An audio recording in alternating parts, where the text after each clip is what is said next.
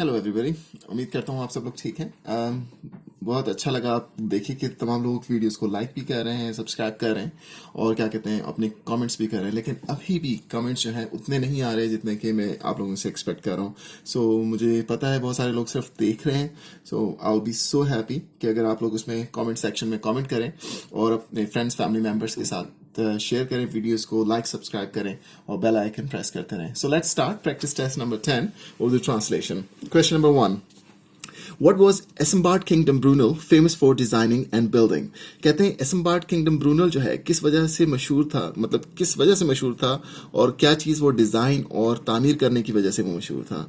ए, क्या वो motor cars बनाने, डिज़ाइन करने और बनाने की वजह से मशहूर था, या एरोप्लेन्स की बनाने की वजह से मशहूर था, या ब्रिजेस को डिज़ाइन और करने और बनाने में मशहूर था, या डी, स्काई स्क्रेपर्स तामीर करने में मशहूर था। तो इसका सही जवाब है सी, वो ब्रिजेस, इसके अलावा टनल्स, शिप्स और रेलवे लाइंस जो है उनको डिजाइन करने और उनको तामीर करने में मशहूर था। ठीक है, so question number 1 correct answer is C. Question number 2, which two of the following would you contact for legal advice? कहते हैं इन चार में से किन दो से आप राब्ता करेंगे जब आपको कानूनी मशवरे की जरूरत हो? ए, सोलिसिटर से, बी, लोकल काउंसलर से, सी, द सिटीजन एडवाइस ब्यूरो से, या D, your local member of parliament या आपका जो पार्लियामेंट का लोकल मेंबर है उससे करेंगे। तो इसका सही जवाब है ए, सोलिसिटर से, और सी, द सिटीजन एडवाइस ब्यूरो से।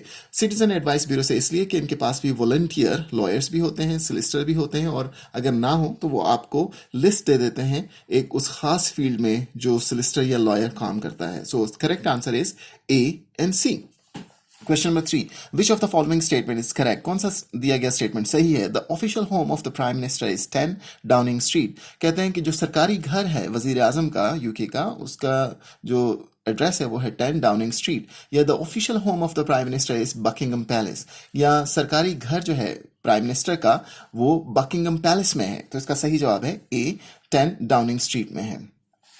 Question number 4, is the statement below true और फॉल्स? नीचे दिया गया स्टेटमेंट सही है या गलत? Charles Dickens is a famous for writing musicals. कहते हैं चार्ल्स डिकन इस वजह से मशहूर है कि उसने बहुत सारी मौसीकी के मतलब नगमे लिखे हैं। In other words, Charles Dickens is famous for writing musicals. क्या ये स्टेटमेंट सही है? तो ये स्टेटमेंट गलत है। वो मशहूर रहा है नॉवेल लिखने में। ठीक है। Question number 5, how many people serve on a jury in Scotland? कहते हैं स्कॉटलैंड की ज्यूरी में कितने लोग हिस्सा लेते हैं या सर्व करते हैं? ए, 8, बी, 11, सी, 15, या डी, 20। मतलब कितने लोग होते हैं? तो उसका सही जवाब है सी, 15। मतलब स्कॉटलैंड की ज्यूरी में 15 लोग होते हैं, बाकी इंग्लैंड, वेल्स और नॉर्दर्न आयरलैंड की ज्यूरी में 12 लोग होते हैं। So please be careful.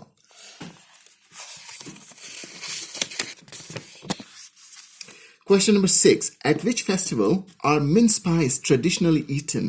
कहते हैं कौन सा वो त्यौहार है जिसमें मिन्स पाई मतलब रस्मी तौर पर खाई जाती है? ए, ईस्टर है, बी, दिवाली के फेस्टिवल में, या सी, क्रिसमस के फेस्टिवल में, या डी, विसाखी के फेस्टिवल में।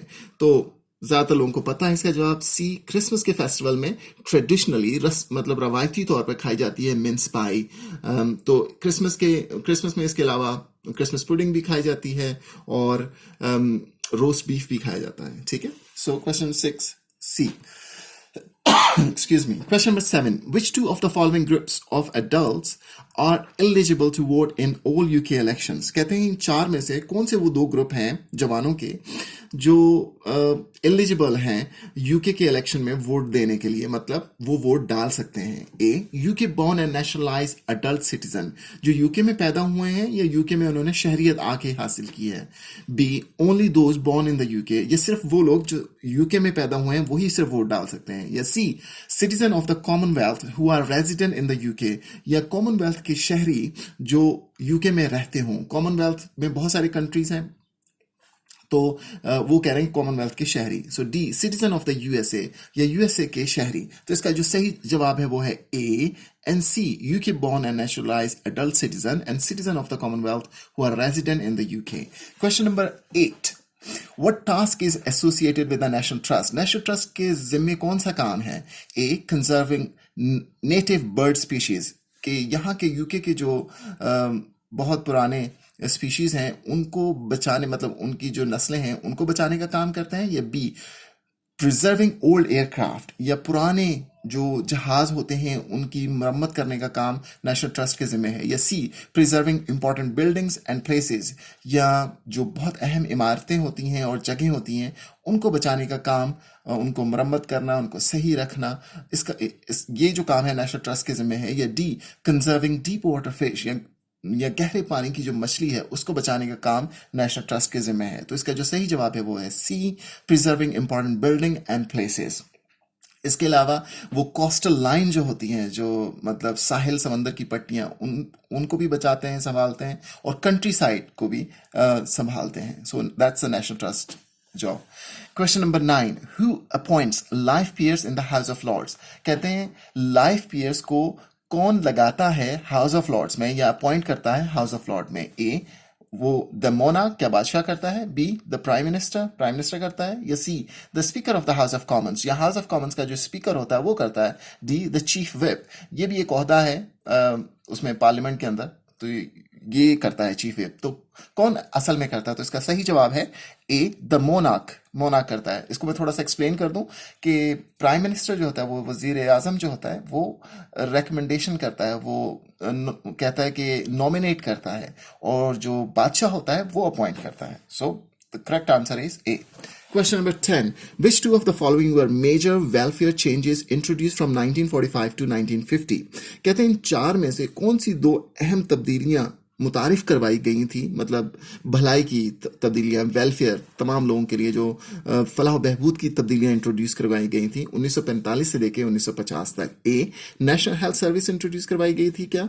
या B, state retirement pension introduce, मतलब सबके लिए पेंशन इंट्रोड्यूस करवाई गई थी। या सी, एम्प्लॉयमेंट एक्सचेंजेस के एक नौकरी से दूसरी नौकरी आप बदल सकें, वो इंट्रोड्यूस करवाई गई थी। या D, a social security system for all, या एक सोशल सिक्योरिटी का सिस्टम सबके लिए इंट्रोड्यूस करवाया गया था, मुतारिफ करवाया गया था। तो इसका सही जवाब है A, National Health Services, and D, a social security system for all introduce करवाया गया था। ठीक है।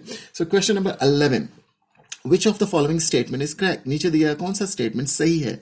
Rugby was introduced to ancient Britain by Viking invaders, कि वाइकिंग जो आके हमले करते थे कदीम बरतानिया में, उन्होंने आके रग्बी का खेल मुतारिफ करवाया। क्या ये स्टेटमेंट सही है? या B, rugby originated in England in the early 19th century, 19वीं सदी के आगाज में इंग्लैंड के अंदर रग्बी का खेल शुरू हुआ। तो कौन सा स्टेटमेंट सही है? The right correct statement is B. Question number 12. To which two international bodies does the UK belong? किन दो बैनुल-अक़वामी इदारों से यूके का भी ताल्लुक है? A, the North Atlantic Treaty Organization, NATO, क्या इसके साथ ताल्लुक है यूके का? या बी, द कॉमनवेल्थ, कॉमनवेल्थ के साथ ताल्लुक है। C, the Northern American Free Trade Agreement, या Northern American Free Trade Agreement जो इदारा है उससे ताल्लुक है, नाफ्टा से। या डी, द अरब लीग, जो अरब लीग है उससे ताल्लुक है। तो इसका सही जवाब है A and B, the North Atlantic Treaty Organization and the Commonwealth. Question number 13, which of the following statement is correct? कौन नीचे दिया कौन सा स्टेटमेंट सही है? The swinging 60s was a period of religious change. कहते हैं 1960 की दहाई को स्विंगिंग 60s कहा जाता है। कहते हैं स्विंगिंग 60 का जो जमाना था वो बड़ी मजहबी तब्दीलियों का जमाना था। या B, the swinging 60s was a period of social change, या स्विंगिंग 60 का जमाना जो था उसमें बड़ी माशरती तब्दीलियां आई। तो इसका सही जवाब है बी, कि 1960 की जो दहाई थी उसको स्विंगिंग 60s कहा जाता है, और उस जमाने में सोशल चेंज आया था। Question number 14, what is the highest value note issued as a British currency? कहते हैं कि ब्रिटिश जो करेंसी है उसका सबसे बड़ा नोट कौन सा है? ए, 20 पाउंड का नोट है। बी, 70 पाउंड का नोट है। सी, 50 पाउंड का नोट है। या डी, 100 पाउंड या 100 पाउंड का नोट है। तो इसका सही जवाब है, आप सबको ज्यादातर पता होगा, सी, 50 पाउंड का नोट है। Question number 15, is the statement below true और फॉल्स? नीचे दिया गया स्टेटमेंट सही है या गलत? You can support your local community by becoming a school governor और स्कूल बोर्ड मेंबर। कहते हैं कि आप अपनी मोहल्ले की या लोकल कम्युनिटी को मदद कर सकते हैं स्कूल का गवर्नर बनकर या स्कूल का बोर्ड मेंबर बनकर। क्या ये स्टेटमेंट सही है? तो ये स्टेटमेंट बिल्कुल सही है। ये जो दोनों ओहदे हैं ये वॉलंटियर होते हैं, सही है, और इसमें आपको कोई तनख्वाह नहीं मिलती, और इससे जो है स्कूल का स्टैंडर्ड रेज होता है. So that statement is true. Question number 16, which of the following statement is correct? कौन सा नीचे दिया गया स्टेटमेंट सही है? The Reform Act of 1832 decrease the number of voters. जो रिफॉर्म 1832 का रिफॉर्म एक्ट था उसने वोटर्स की तादाद कम कर दी. या B, the Reform Act of 1832 increase the number of voters. 1832 का जो रिफॉर्म एक्ट था उसने वोटर्स की तादाद बढ़ा दी. ये सवाल, तो इसका सही जवाब है बी. तो इस तरह ये सवाल बहुत मरतबा आया है पिछले टेस्ट में, ये याद रखिएगा. अगर ये सवाल दोबारा आए तो आप इसको बार बार पढ़ेंगे तो आपको समझ आ जाएगी कि 1832 का जो रिफॉर्म एक्ट था उसमें वोटर्स की तादाद बढ़ी है. ठीक है. Question number 17, which two are famous gardens in the UK? कहते हैं इन चार में से कौन से दो मशहूर गार्डन है यूके के अंदर? ए, लंदन आई, क्या लंदन आई गार्डन है? बी, सिसिंगहर्स्ट, क्या ये गार्डन है? सी, बॉडेन गार्डन, क्या ये गार्डन है sorry.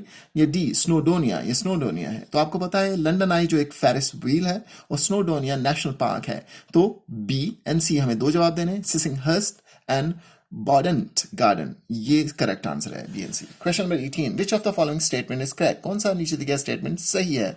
A, the queen is ceremonial head of the Commonwealth, कि जो मलिका है वो एजाजी सरबरा है कॉमनवेल्थ की. क्या ये स्टेटमेंट सही है? या B, the queen is ceremonial head of the North Atlantic Treaty Organization, या क्वीन जो है एजाजी सरबरा है नेटो की. तो इसका जो सही जवाब है वो है A, queen is ceremonial head of the Commonwealth. Question number 19. Why is Henry VIII an important English monarch? कहते हैं जो हेनरी 8 है वो इंग्लिश बादशाह क्यों है हिस्ट्री के अंदर, अहम क्यों है? A, he broke from the Church of Rome, कि उसने चर्च ऑफ रोम से वो अलग हो गया था.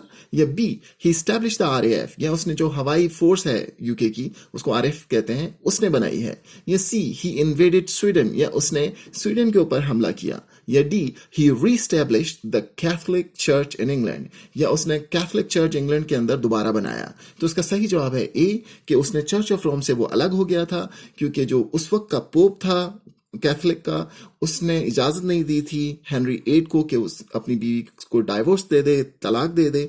तो उसने अपना चर्च बना लिया था जिसको चर्च ऑफ इंग्लैंड कहते हैं. ठीक. Question number 20, is the statement below true और फॉल्स? नीचे दिया स्टेटमेंट सही है या गलत? William Blake, Lord Byron and Robert browning were all famous golfer's. कहते हैं ये तीनों जो है बड़े मशहूर गोल्फर हैं. तो ये स्टेटमेंट गलत है. ये तीनों बड़े मशहूर पोएट हैं, शायर हैं. Question number 21, is the statement below true और फॉल्स? नीचे दिया स्टेटमेंट सही है या गलत? In 1921 a treaty give independence to the south of Ireland. कहते हैं साउथ ऑफ आयरलैंड को 1921 में एक मुआहदे के तहत आज़ादी मिली. क्या ये स्टेटमेंट सही है? तो ये बिल्कुल सही स्टेटमेंट. आपको पता है साउथ ऑफ आयरलैंड को रिपब्लिक ऑफ आयरलैंड कहते हैं और नॉर्दर्न आयरलैंड जो है वो यूके का हिस्सा है. So this statement is correct. Question number 22, which two were introduced before the First World War 1914? 1914 में पहली जंग अजीम हुई थी. कहते हैं कि पहली जंग अजीम से पहले नीचे चार में से कौन सी दो तब्दीलियां मुतारिफ करवाई गई? ए, नेशनल हेल्थ सर्विस बनाई गई. क्या ये बनाई गई? A, no. B, the child benefit payments, कि चाइल्ड बेनिफिट पेमेंट्स देना शुरू की गई. या सी, स्टेट रिटायरमेंट पेंशन या स्टेट रिटायरमेंट पेंशन शुरू की गई. डी, फ्री स्कूल मील्स, या मुफ्त बच्चों को स्कूल का मील देना शुरू किए. तो इसका सही जवाब है सी, स्टेट रिटायरमेंट पेंशन शुरू की गई, and D, free school meals start किए गए. ठीक है. Question number 23, which of the following statement is correct? नीचे दिया कौन सा स्टेटमेंट सही है? Cricket matches can last up to 5 days. Cricket matches 5 दिन तक जा सकते हैं. या बी, cricket matches can last up to 2 weeks. Cricket matches जा सकते हैं 2 हफ्ते तक. तो जो लोग क्रिकेट देखते हैं, खेलते हैं, उनको पता है cricket matches can last up to 5 days, जो टेस्ट मैचेस कहते हैं. A is the correct answer. Question number 24. Is the statement below true or false? नीचे दिया स्टेटमेंट सही है या गलत? Britain has never been at war with France. कि बरतानिया कभी भी फ्रांस के साथ उसने जंग नहीं की. क्या ये स्टेटमेंट सही है? तो ये स्टेटमेंट आपको पता होना चाहिए ये गलत है, क्योंकि जो बरतानिया है, ब्रिटेन है, इसने फ्रांस के साथ मिडिल एजेस में भी जंगें की, उसके बाद भी की, और 100 year wars भी इनके साथ हुई. तो इस तरह आज हमारा ये टेस्ट भी कंप्लीट हुआ. आप आई होप आप लोगों को पसंद आया होगा.